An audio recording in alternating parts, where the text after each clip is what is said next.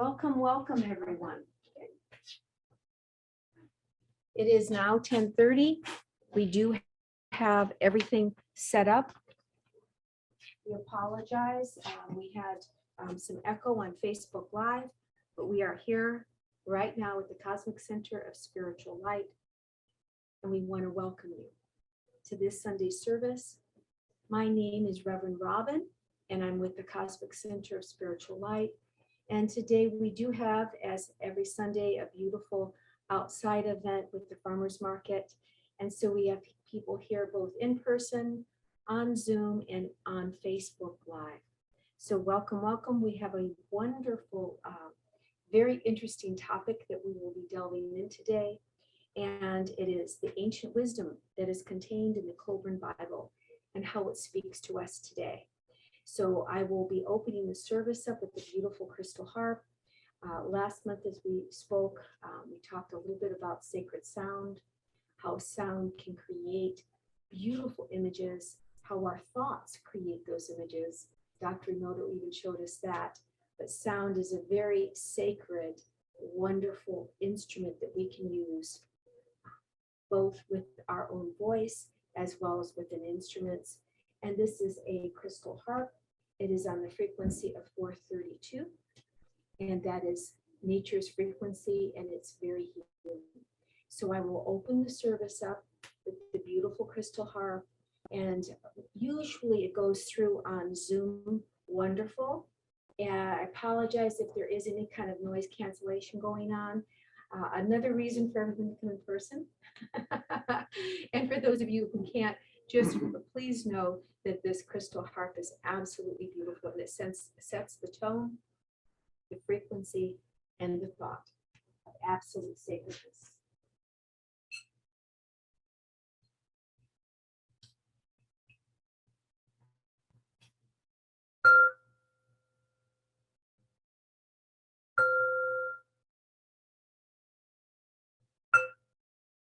May we bring in all the angels.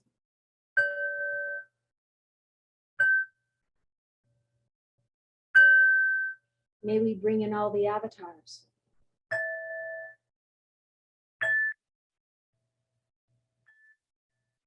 Both in the heavens and upon earth.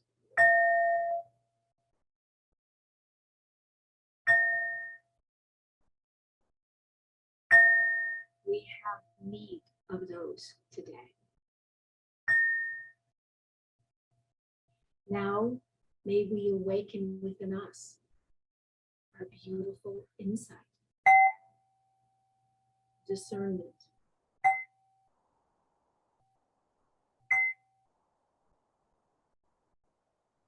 and move into the frequency of absolute love.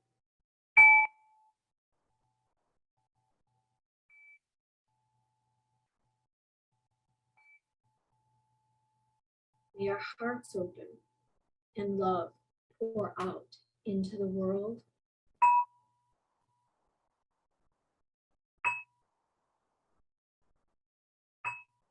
And may we send peace to each other, our countries, the world, and know we can be the divine instruments of peace. We create it, we become it, and it is so.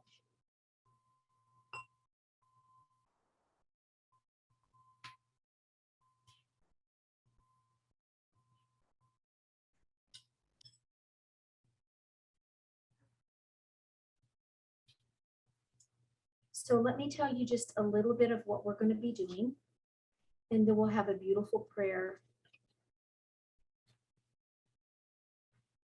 As I said, our title today is the Kolbrin Bible. We had a couple people come in, and I just want to explain that it's a wonderful secular piece of work. It's 3,600 years old, but it's based on ancient writings that were, and I'll go into that were gifted from the ancient ones on earth before the last flood and before earth was destroyed by fire. So this is pre-flood. And it's very, very interesting that these sacred writings were given, were kept, and that was the foundation of all the mystery schools that we speak of today. And it was from Ancient of Days. And so that's why I thought this was really appropriate today. The Kolbrin Bibles is the legends and the sacred writings that were gifted to humanity. And it speaks of times when there was great calamity, when there was light on this world and things were destroyed on many different levels. And they brought forth what we need to do. It is a instruction and it is voices of inspiration to us today. And you'll see in here where I'll even speak to us, the children of the unborn days. And that is us. And they thought of us. They held these writings sacred and gifted them to us. And you'll see that. And it literally thrills your heart that another generation that walked in pureness of thought, word, and deed knew that we would have time, that we would need to be gifted with their knowledge. And I think that was so important for us, and it gives us words of inspiration and the strength during these times. So what is this Kolbrin Bible? It's an Egyptian Celtic wisdom text.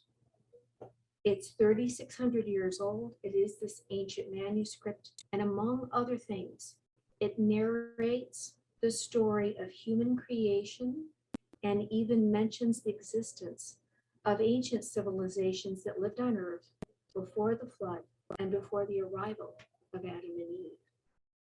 It tells us about the existence of highly advanced ancient civilizations on Earth before written history, how the Earth was first formed, and it has been destroyed twice, and that it foretells it will be destroyed again. It gives us advice on how to navigate the perils and the global catastrophes that have been upon Earth in the Ancient of Days and that befall humanity. Since the wisdom keepers from those past ages are talking to us today, the children of the unborn years, since they knew we would need their wisdom. This is just one of the verses that I will be speaking of in the Kolbrin Bible, but this is why it is so really important for us to think about and know and remember what the ancient ones gifted us with. Many people are coming in now. Thank you for coming. Thank you for bringing your beautiful light. And so this is a verse out of the Kolbrin Bible. It's 3,600 years old, and you just walked in, but it speaks to us of the ancient days when Earth was destroyed, not just before the flood, but when there was a fire. It was destroyed twice. And this was gifted from when there were sons of light on the earth. And it talks to us of those catastrophes, what we need, what they needed. In those days, men will have the great book before them. Upon its return, wisdom will be revealed. The few will be gathered for the stand. It is the hour of trial. The dauntless ones, the stout-hearted, will survive. And that's why I thought this would be really good for us today, especially with the chaos in this world. But to know that there have been other times on earth that there was great chaos. They survived it, and they kept this wisdom alive and brought it to us in the days when the time when we would have need of it and the book would be revealed. So why don't I go ahead and just open us with a prayer. We already did the beautiful crystal harp. And we're talking of peace. We're going to set that intention. And then we'll delve into this beautiful book, the Kolbrin Bible. Prayer for paradise on earth. Great God of light, we behold your plan unfolding, whereby all spiritual clouds are dispelled, impurity and error cleansed. From the realms of spirit and matter, the age of light and joy is being born. Through your infinite compassion, misguided forces waken unto truth, and negative practices cease, while forces of light unhindered restore the world to peace. All of nature receives your loving influence and finds its rightful place. Peaceful clouds move across brilliant skies, and the fragrance of countless flowers floats upon the air. Abundant harvests glorify the earth, every corner filled with happy voices. Boundaries between countries vanish, and ancient conflicts disappear as if dreams. All people are united, encircled by your light, and guided by your wisdom. Through service to humanity, all are blessed with health, peace, and prosperity. Great God of light, strengthen us with courage and wisdom to follow your will and realize paradise on earth. And we say amen, amen, amen, and amen. And if anyone wants to get a copy of that beautiful prayer, they can go to the Joe Ray Fellowship Foundation, and it's there. That's where that one comes from, and I just love it. It's beautiful. So let's go ahead. I want to also do the Lord's Prayer, introduce you to that, and then we will go into all the details of the Kolbrin Bible. For those of you who have attended the previous services, you know that I have spoke from the Gospel of Peace, which was the words of Jesus to the Ascension community. And in that beautiful, it's a whole book that you can buy and you can get it online. And I encourage everyone to do that. But they will talk of, there's two prayers, the Lord's Prayer, and then prayer to Mother Earth. And so I'm trying to open up all the services with both of those prayers to understand these are the words that Jesus spoke, but also it's the Lord's Prayer, but the Mother's Prayer, always in balance, right? So here is the original Lord's Prayer that we all know, and then I'll give you the Mother Earth's Prayer, and you can go to the Gospel of Peace to find that. And you can, if you're interested in the Gospel of Peace, it fills your heart with absolute joy, but it's instructions on how to live and how to eat, how to think. And these were Jesus's own words to the Essenes. And so that's an ancient text. And I encourage all those who would like to look at that to go ahead and research that. But again, let's do the Lord's Prayer as we know it. Our Father, who art in the heavens, let thy name be sanctified. May thy kingdom come. Let your will take place, as it is in the heavens, so also upon the earth. Give us today the bread for this day. Forgive us our sins, as we also have forgiven our debtors. And lead us not into the hands of temptation, and deliver us from evil. And now the counterpart to the Lord's Prayer.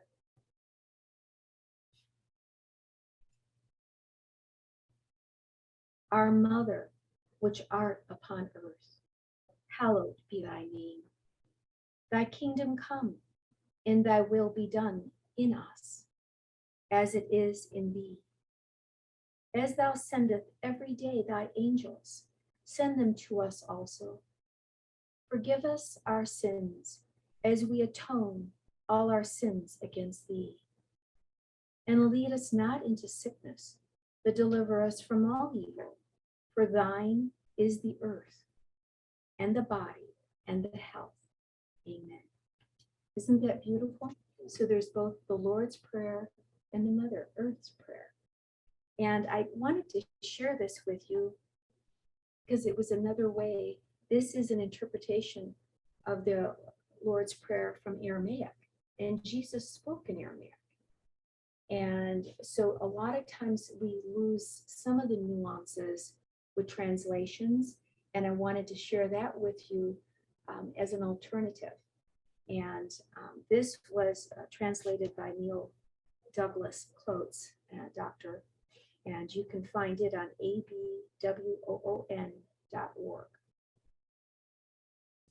It's beautiful. O birther, father, mother of the cosmos, you create all that moves in light. Unite our I can to yours, so that we walk as kings and queens with every creature. Grant what we need each day in bread and insight. Forgive our hidden past, the secret shames, as we continuously and constantly forgive what others hide. Deceived neither by the outer nor the inner, free us to walk your path with joy. From you is born all ruling will, the power and life to do, the song that beautifies all from age to age it renews.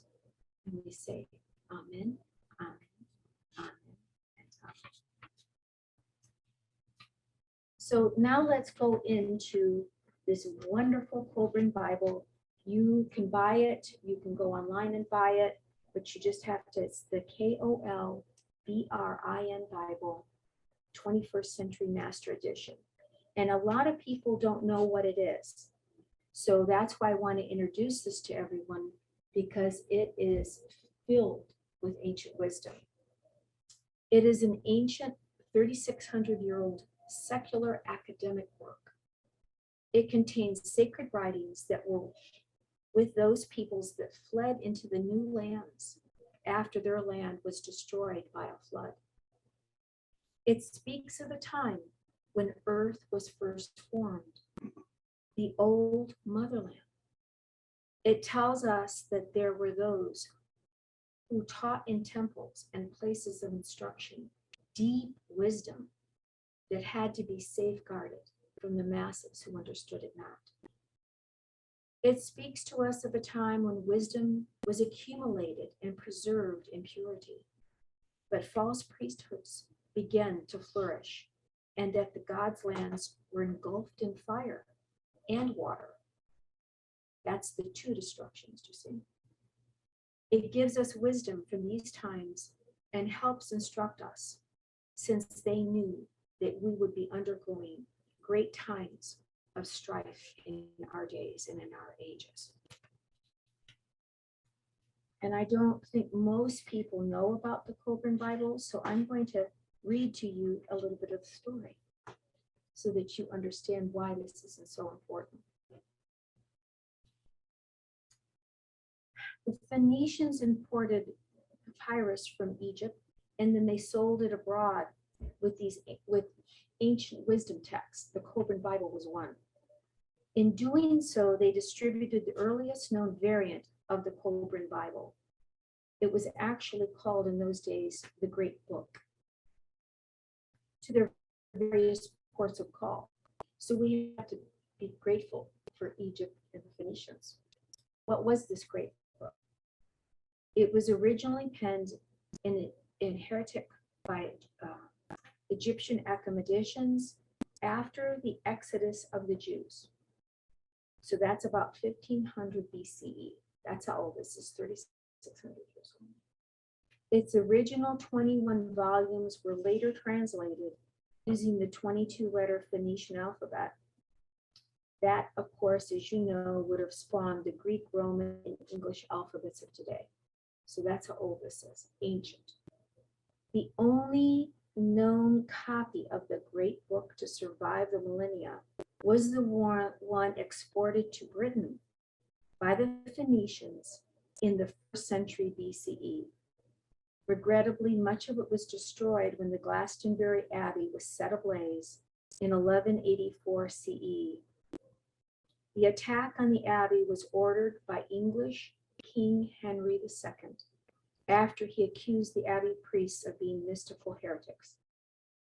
So I have to go through this Bible because there's so many fragments to try to piece the story together for you, because they would have done the different books of it, and part of it is kind of out of sequence, but I pieced it together the best that I can for you. Fearing for their lives, the Celtic priests of the abbey fled into hiding with what remained of the great book. There they transcribed the surviving Phoenician translations to bronze sheets and stored them in copper-clad wooden boxes, and that's so it could never be set afire again. That effort then became known as the Bronze Book.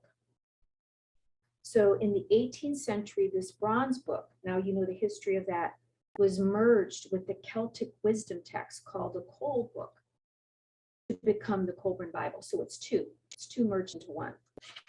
So now I want to go and explain to you about the Celtic book of this too. And I have taught from this before, and it's got a first-hand account of Jesus, which is very interesting. So that's why you have a lot of wisdom here that is another alternative source for us. Inspired by the scope of the Egyptian texts, the Celts wrote their own historical and philosophical anthology in a similar manner, but in their own language. So the other part of this is Celtic. Viewed as a religious work by many, the Celtic texts offer a timeless insight into Druid folklore, mysticism, and philosophy.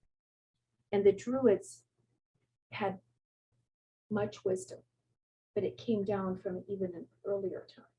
And I've been tracing the Druid history too. According to some historians, the Kolbrin Book was also inspired in part by a visit by Jesus Christ to Britain. You see where that, it's again in Britain.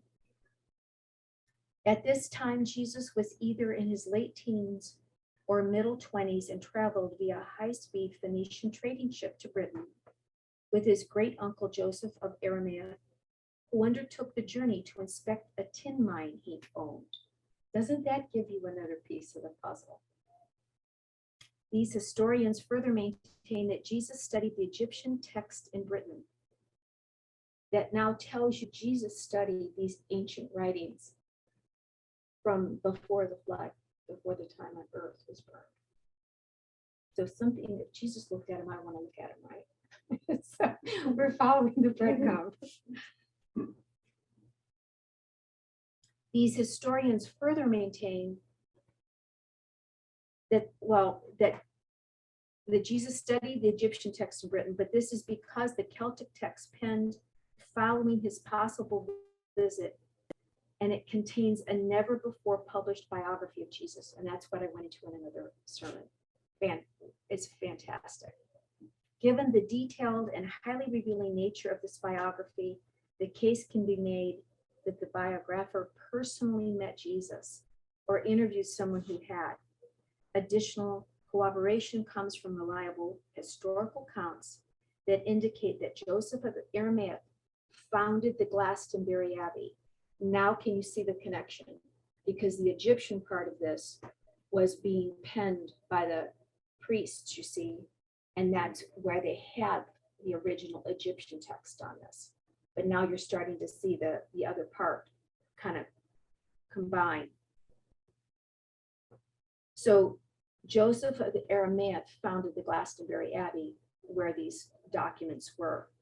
Stored together in the Glastonbury Abbey under the watchful eyes of Celtic priests, the text remained safe and were actively studied until the 12th century, when the abbey was attacked and set ablaze by the minions of King Henry II. So, and I already went through that. What they did is then they put them on copper sheets. So are there any questions about, does this kind of fully explain where this ancient writing came from, this text, why it was so important? Okay. So now what I want to do is open it up, is who is bringing you the text from those times and how they were brought to us. How was it brought to Egypt?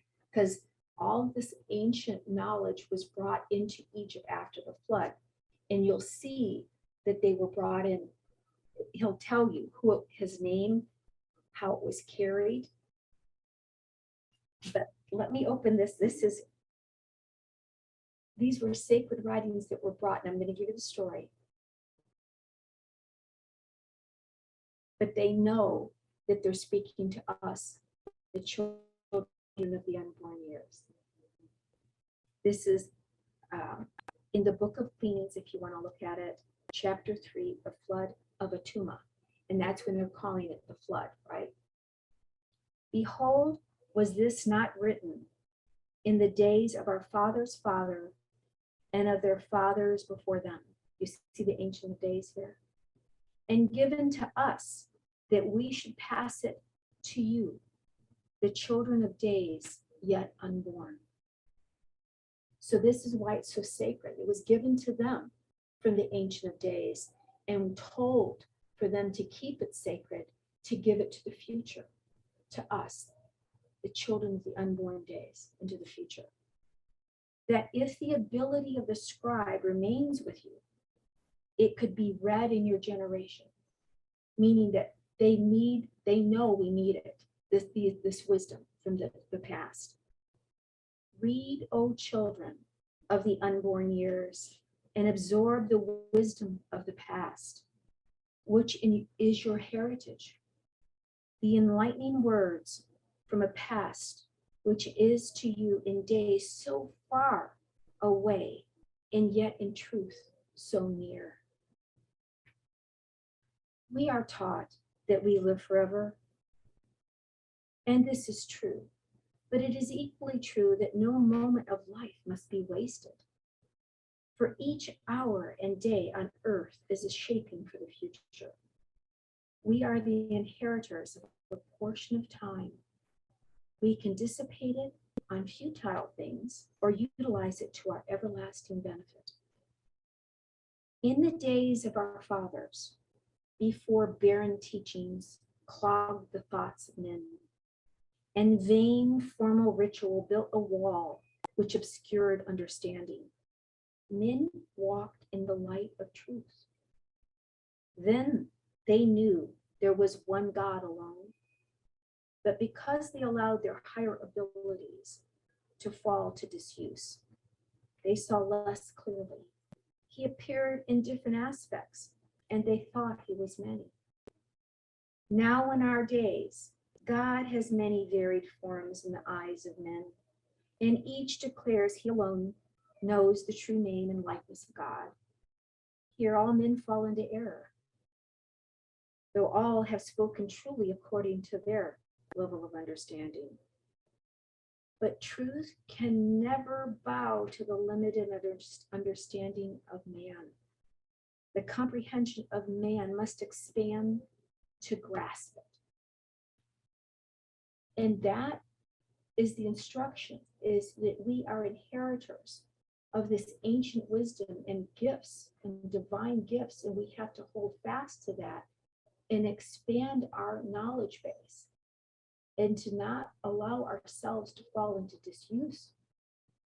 We have divinity in us. We are made in the image of God.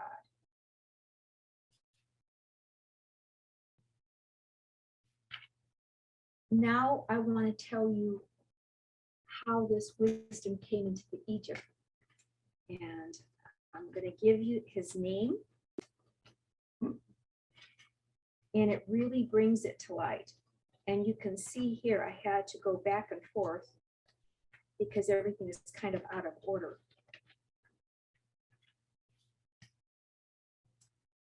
Now you know that they knew we had need of this.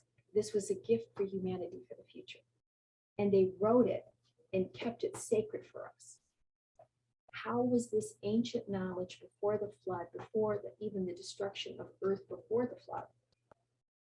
How was it given into Egypt so that then it was on papyrus to then be given to the world, right? On the Phoenician trading ships. This is from the Book of Manuscripts, chapter 28, and this is an unnamed scroll. So that's why you have to kind of go through this entire work and try to get a chronology. I am Kinson, son of Nespat and Nikab, a citizen of Takana. I am he who brought the sacred writings from the swamplands and gathered men together, who are the sons of light. Remember, the Bible speaks of the sons and the brothers of light. Now the wisdom of the olden times is replanted in the land. Though it sits without in the country yard, yet among those behind the pillars, many know who among them sees clearly. Great secrets are hidden deeply, but they are not unknown. And the day will come when the soil will give up its treasures. So meaning that they're hiding this, do you see this? And that it's hidden deep within the mystery school teachings. Do you see that? That's where this was gifted. I am not one who takes his ear in his hand when darkness clouds his heart. I came from out of the land of security to a place where all men would raise knives against me, where their eyes opened. So it is with caution we have to proceed. And that's what I really take is from the Kolbrin Bible, is we have to activate our gifts, listen to the wisdom of the ancients, and be very cautious during these times. And I thought this was, and he'll tell you exactly how they smuggled these sacred writings. In baskets of barley, on the backs of asses, came the sacred writings. They hid them in barley so that people wouldn't find them. Do you see that? Containing words to guide the wise and knowledge to dispel the powers of darkness. Isn't that what we need today? We need wisdom and we need the knowledge to dispel the darkness that's engulfing the world. No magic could prevail against the superior spells I carry. And he's saying because I have the knowledge. He has the true knowledge of how to do this. And the treasures remained unseen. So meaning that he hid this from eyes that would take it and destroy it. How many of our sacred sites have been destroyed during war times, or another religion takes over and they destroy all the ancient writings? So they knew, they had discernment, they knew to hide these things because they were sacred for humanity. But for those who had eyes to see and ears to hear, and who had the qualities to search and to never give up to find the ancient teachings, do you see? Men sit beneath the trees and nod their heads solemnly and roll out long books to read things that evaporate in the air. I deride not the books, but one blow of the sword can destroy 10,000 strokes of the pen. You see what he's saying?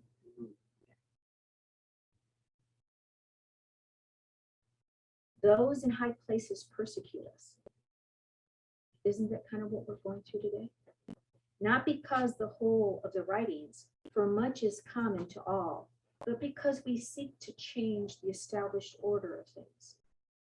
We seek to change the ever-present state of affairs, because too, we have a God who is not the holder of property, or a God of rich and powerful, who benefits from the riches and estates of other gods. The gods or their priests. Do you see how he's using discernment? You've got to really know the God that you serve, right? Would they who benefit therefore welcome the words of God? If people are making money and it's all about power and control and the false priesthoods, you see. Such is not the nature of men. And we have the nigh impossible task of changing the natures of men. And that's what the sacred writings are revealing. That you need to change your nature to think noble thoughts, to think with purity and have the strength and activate all your gifts of discernment. And that's what the ancient writings are about.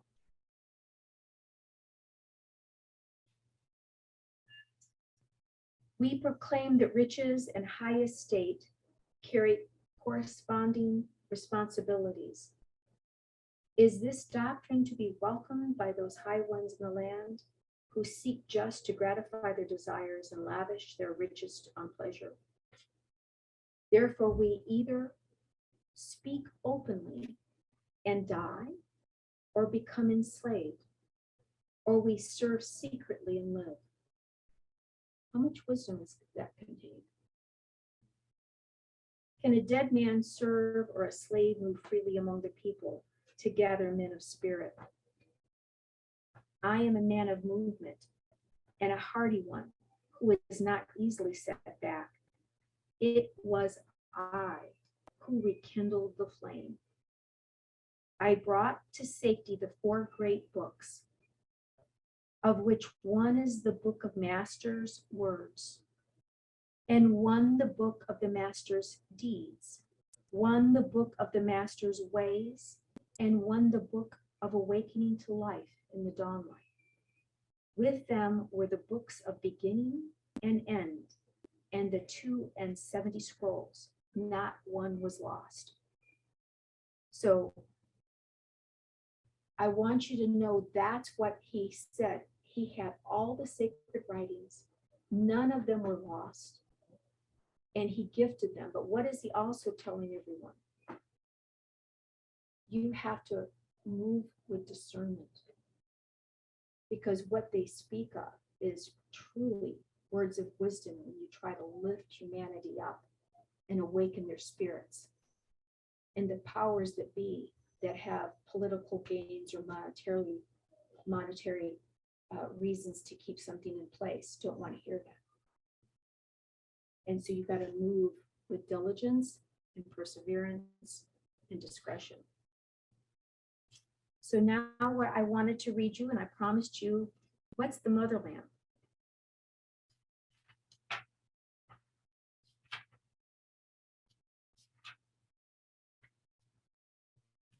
In these secret writings, because now you know how we got the book, now you know where it came from, now you know how important it is. What's some of this that, the knowledge that it contains? It talks about the first land on earth. Wouldn't that be interesting to know? It's another version of Genesis. The first land on earth wherein men dwelt was not Kahim. It was a land out beyond the salt waters. To this land came the immortal spirit in the form of a radiant one from heaven. A beautiful angel light, right? Who had left his more enlightened place to dwell among beasts in the lower kingdoms of sorrow. Think about what he's saying. A beautiful light consciousness taking form, coming down to earth that has sorrow. In some mysterious way, he became incarnated as man. Isn't that kind of like Jesus? But this is even before Jesus. It's kind of like Adam, but from another time, you see? Or this was the original version of Genesis, you see? Because the Bible was written after that. How we know not, but he founded the race of man. It is not recorded in tales told for the ignorant, meaning that it was recorded, but you have to have a lot of knowledge to even understand how that happened, how the race of man came about. None knows in truth the old motherland, because again, this is just snippets, because remember, a lot of this knowledge was burned. None knows the truth, the old motherland, or where it was. There are tales, but they all disagree. The 9 vows say it was southward. The learned priests are not united in thought. Some say towards the west, where the sun now sets, while others say towards the east. Just see there, everyone's saying, where's the beginning? Where's Eden? This is what it's talking about from our time of Eden, right? But they may be speaking of another time of Eden, because they're going to tell you that the earth was flooded, but it was also destroyed with fire. So you may have had many rebuildings on earth. While others say toward the east, where the sun rises. Southward are great mountains and forests, monsters and men covered with hair. Here winds are formed within the earth and issue forth from a black cavern. It is a place of chaos where water, soil, and air are not separate. The old motherland could not have been there. To the left-hand side, there is a great wilderness, the land of Amua. The old motherland could not have given birth to such as these. To the right hand is the wide plain of man-eaters. That to me is reminiscent of the, cannibalistic type of tribes, which stretches out to the far reaches of old Kahamu.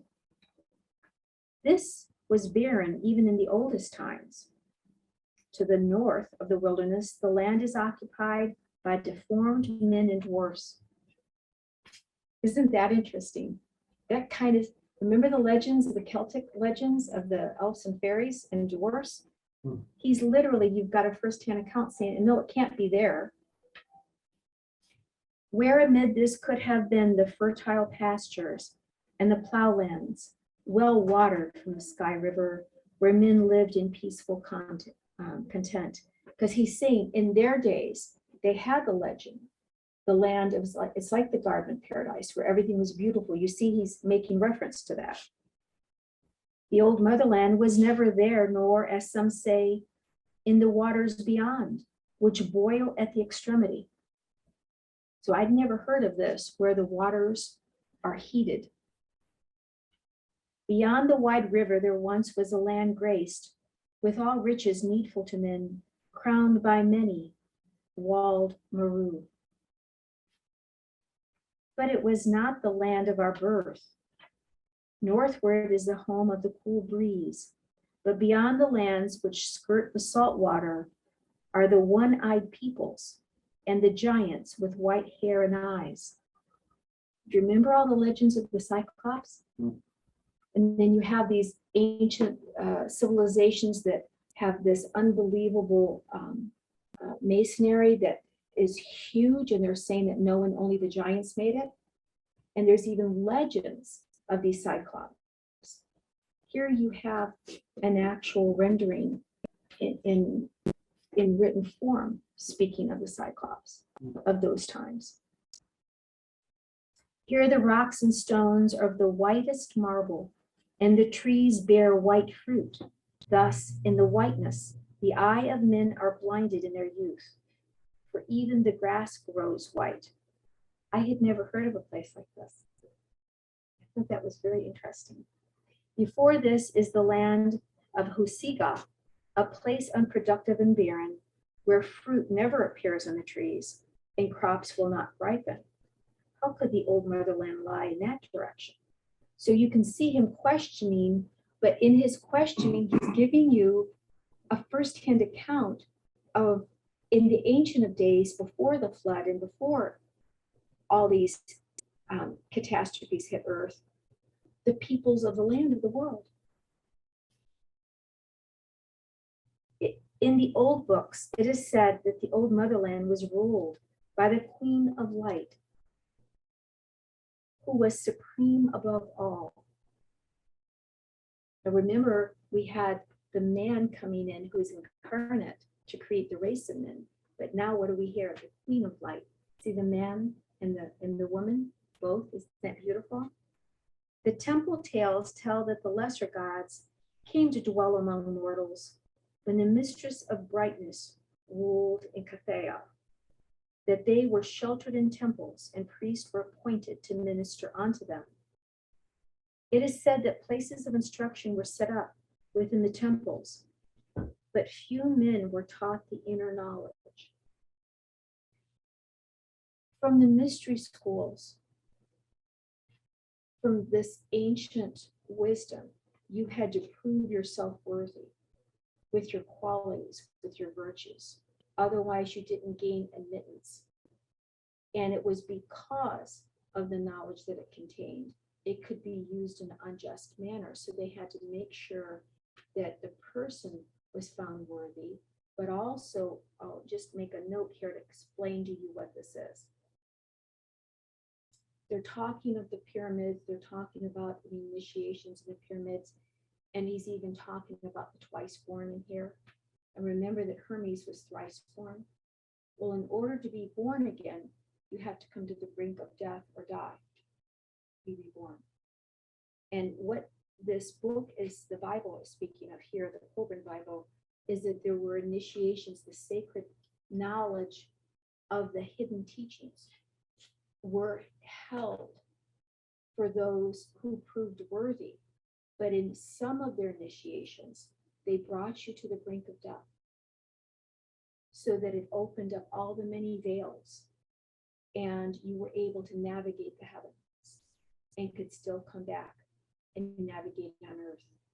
And because of that, you had to make sure you had strength, that you had patience, so that you knew how to do that safely and could retain the knowledge of what they're speaking of is what they call the twin sight, the knowledge of all the heavens and the dimensions above, but also be able to come back into your body and have that light and emanate it and have those kinds of great powers.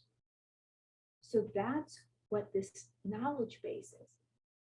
And that's what was held in secret for those that could attain the wisdom and keep it.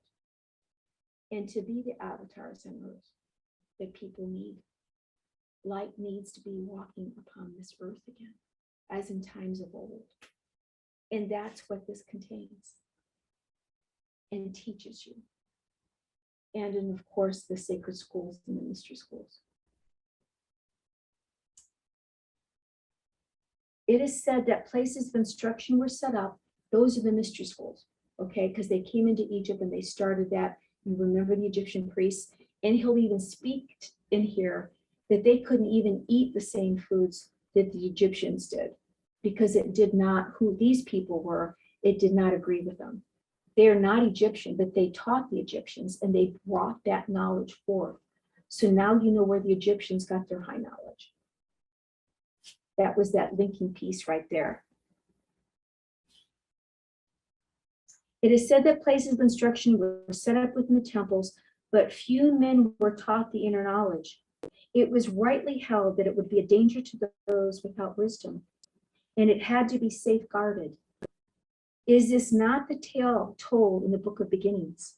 It is said that Kalea lay within the borders Kalamu, but could it not have been this land of similar sounding name outward among the Pontus beyond God's land? So they're speaking of the old motherland, God's land. This is where you have proof about the fire and the flood. It is not said of both. Is it not said of both that they were engulfed in fire and water? In the Book of Beginnings, it is said the generations passed and a vast amount of knowledge and wisdom was accumulated and preserved in purity. It was the heritage of mankind, so we can speak of nothing greater than this. This is our heritage and our birthright to have this kind of knowledge. And I truly believe that Jesus read these scrolls. That's what he was also trying to impart to everyone. It was the heritage of mankind, but through man had learned to cherish the light of truth and walk wisely with it. Nevertheless, then as now, false priesthoods flourished. They pandered to the carnal desires of the undeveloped and exploited the weaknesses of the ignorant. Is that not what's happening today? And it's happened in previous times. You see, you always have to be guarded and look for that. Their iniquity built up a vast weight of evil in the netherworld, which projected itself into the material of earth, so that the powers which upheld it became unstable. This caused all southern part of the old land to sink down into the heaving waters. So now you're starting to speak of, is that Atlantis? Is it Lemuria? Because they're talking about the waters engulfing these places. And this was the aspect of the disaster as written in the book of beginnings. There was an opening in the land from which all the vapors poured forth as a mist. And he's going into great detail about the black cloud of smoke filled the land and the great calamities happened. So here you almost have a firsthand accounting of either Atlantis or Lemuria or another land that was even before that. But I wanted to leave this with some hope and to tell you it speaks of, remember now we're talking about another Adam. He's also speaking of the tree of life that's in our Genesis. Remember the tree of life that Adam and Eve ate of, that you could taste of good and evil in that whole legend? This will also speak to you of the tree of life. A wise man has written, this was not the mountain Goliath or age-old Ramathu. This was the land out in the green waters where the sun sets beyond Keftu, near the land of Henebah. So that he's giving you, we don't know those names, but he knows very specifically where this land is. And he's giving you the names very specifically. It is then said, they came through the marshes and across the wild mountains, beyond the barren places of stone, into a new land called Ankea. Here grew the great life tree, known even in the days of our fathers. That's very interesting. This is a tree of strange aspect, like unto no other, though in the days of our fathers it was barren and enclosed in flames. Doesn't that kind of remind you in paradise? Remember they set the burning bushes and they cast Adam and Eve out of the Garden of Paradise and said you have to toil. Remember they put the angels and the fire and the pillars up? This is very similar to that. Now we know that the tree life grew in Teleus, which is towards the lands of dawn by Pontus. Therefore could not the old motherland have been found hereabouts. Not all was inundated. So he's saying that he's going to give you at the end where it's going to rise again. And that it was there and it will be there for us with knowledge. It is said men came out of the devastation and behind them the land sank and the earth shook and the mountains split apart and crumbled. So here he's talking about a great upheaval on earth, but there was a land of refuge. Therefore, the whereabouts of the old motherland is not unknown. It is said that when men came from the old land, the everlasting stars rested where earth meets heaven, but none knows how many lifetimes have passed since then because it's been so far back in the ages. Thus, it is not impossible to discover where the old motherland lay. So that would be the original Eden. Therefore, there is hope, and men need not despair, for the secret may be rediscovered. When once again the sacred things rest in the old land from whence they came, and the days of disturbance will cease, and once again men will live in peace. Men go forth to seek the road. All is not lost to Hashem. So this gives you hope, and they're telling you that things will come into a peaceful existence and that these teachings will be revealed and that you can find the Garden of Eden, that it is still on earth. Do you see that? Now the great house of the hidden places stands in Kamamu. It is built to last forever, and it stands up strongly towards the heavens. So there is a place that's built for us, high above the heads of men.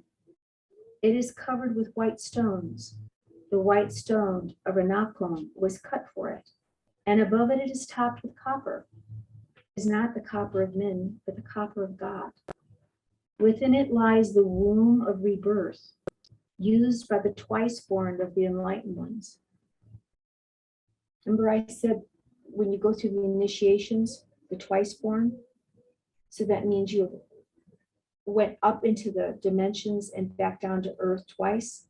So he's even telling you that these people were the gifted initiates that created this place. Men enter its portals to die and come out restored to live for life, reborn as gods, small g. Beside it stands the temple of the radiant ones, many pillared and walled about. Here is the great portal of entry into life. And above it, on a great stone, these words may be seen. From the children of God to the children of men, behold, we found you in bondage to mortal bodies and bestowed upon you the gift of everlasting life. And I'm going to close with this, and then we'll just do a beautiful prayer for peace, and we can close the service because it's coming near. I had much more to give you, but we can't go into that much in an hour. There's going to be a testing. I'm looking at the time, and they're saying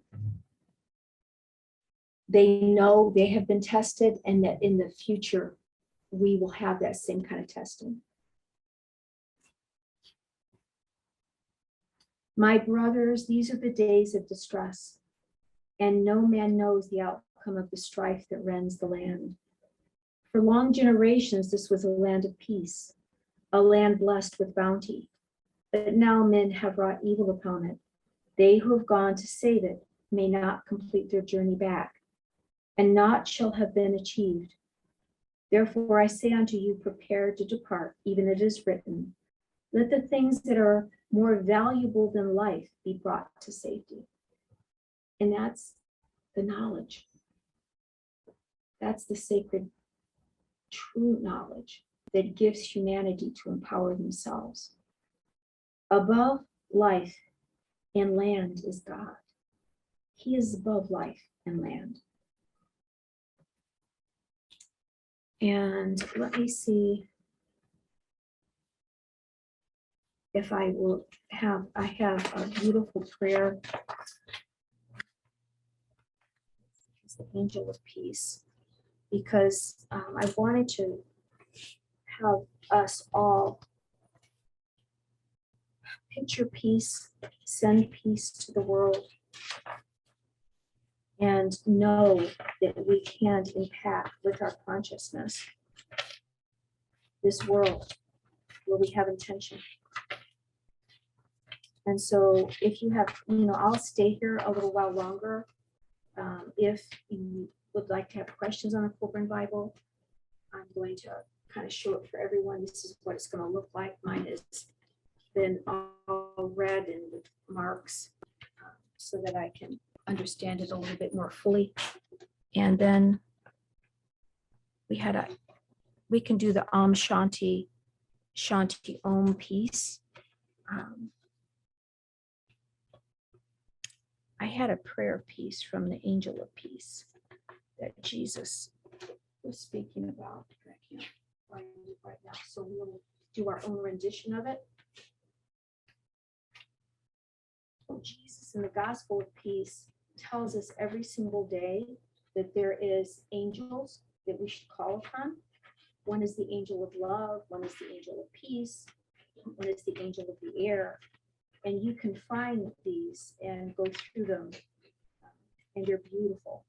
But I can't find the exact one, so we're just going to do our own.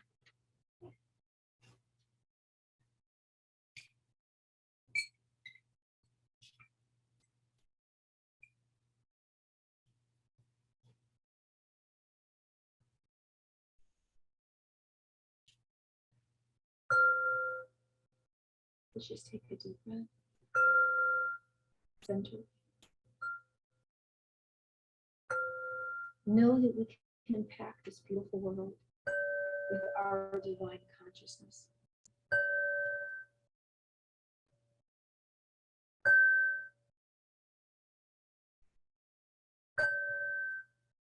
and that peace can prevail within us.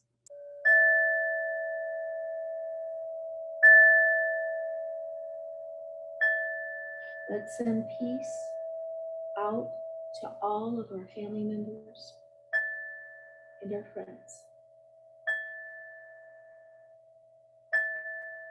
And remember that peace has to come from within first.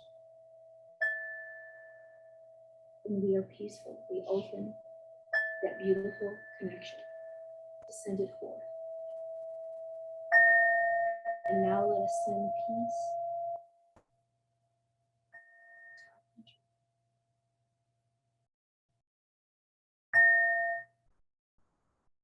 Send your consciousness. Project the peace out into our country and to all countries now. To all the political leaders, all the military chiefs,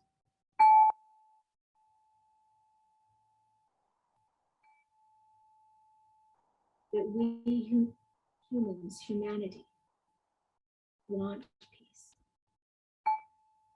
And we have the divine gift within us to project that peace and to claim it. So see peace that surpasses all understanding within us, to all the leaders, to all the soldiers,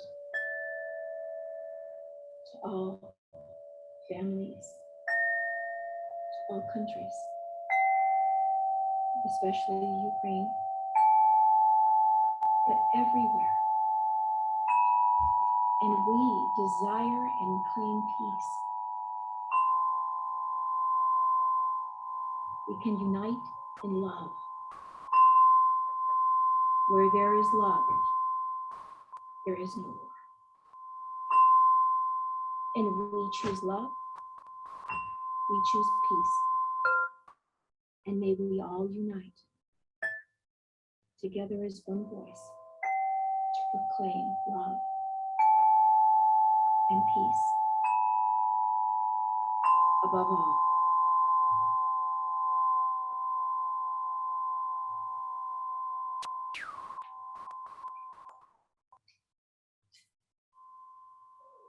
So I will stay just a few minutes here in case anyone has any more questions. If you have any more questions about either where I got the Aramaic version of the Lord's Prayer or the Gospel of Peace, I'll be here to tell everyone. And we'll close for now. We appreciate all those of you on Facebook Live, as well as on Zoom, and as well as the many people here. Well, hopefully we will see many more people in person coming. But now we have been able to project the light of the Cosmic Center into all places worldwide through Zoom and through Facebook Live. And we appreciate you sharing your light. People are saying, thank you, everyone. I appreciate you, yes. And if you would like to keep this beautiful place going so that we can share our light, you can go to the Cosmic Center / and click on donate for those of you on Facebook Live or even in person. And we appreciate anything that you can give towards that.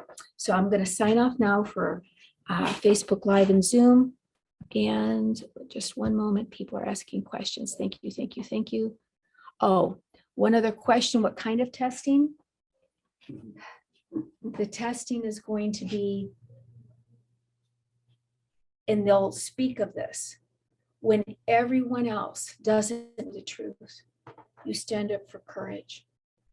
There will be times of both physical upheavals as well as political, and it'll speak of this when family members are divided.